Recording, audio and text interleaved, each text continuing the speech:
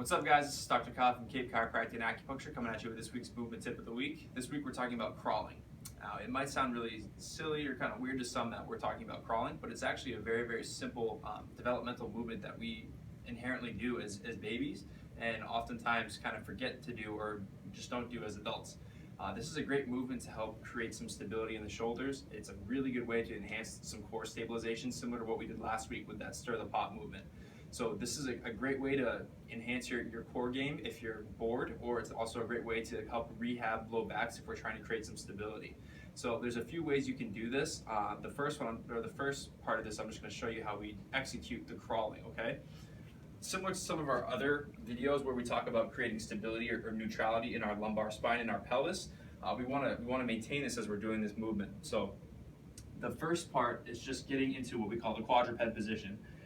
It's very similar to what we've done in the past with the bird dog as far as trying to get a nice neutral pelvis right in this position. Pretend like there's a glass of water on your spine right here and you don't want it to spill. Now from here, this is where it gets tricky. For some people, just gently pushing your feet down into the ground and lifting your knees up slightly is enough. And what you feel through here is a great deal of activation in your anterior core. What you don't want to see is when you lift your legs up, you don't want to see hyperextension or anything like that. You want to maintain that stable spine.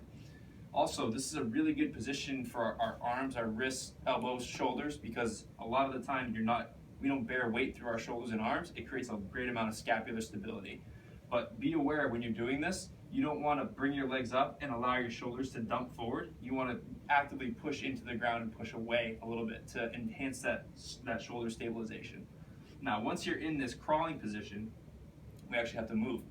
So it's a cross crawl, so the pattern you want to create is opposite arm, opposite leg. So just to show you as an example, you get into this position, the elevated position here, and at the same time you want to move arm and leg, and then want to land at the same time.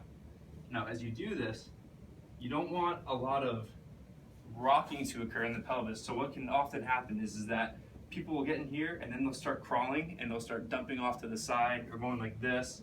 That's creating a lot of motion in the back that we don't necessarily want. So again, try and keep that spine nice and neutral.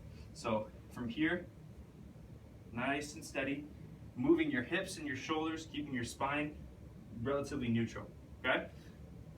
A good way to try and make this more challenging, put a shoe on your spine and don't let the shoe fall off. So from here, don't let the shoe fall, okay? If going forward's too easy, trying to go backwards becomes a lot more difficult, okay?